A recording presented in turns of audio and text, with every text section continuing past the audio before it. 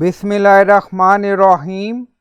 Assalamualaikum. My name is Hassan and today we are going to display product variation price in Dropdown in WooCommerce WordPress.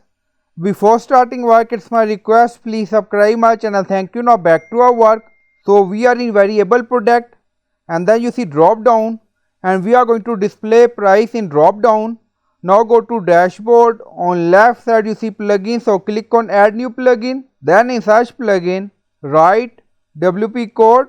So this is plugin WP code. Insert header and footer we will use. So you will install this plugin and activate it, and after activation on left side you see code snippet and then you see add snippet, so click on it. Then you see add your custom code, so again click on it.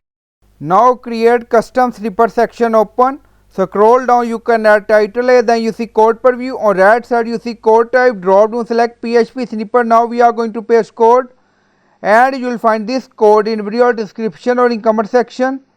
So by using this code we are going to display variation price in drop down.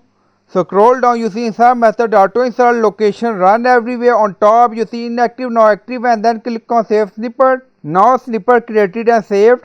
Go to variable product, refresh the page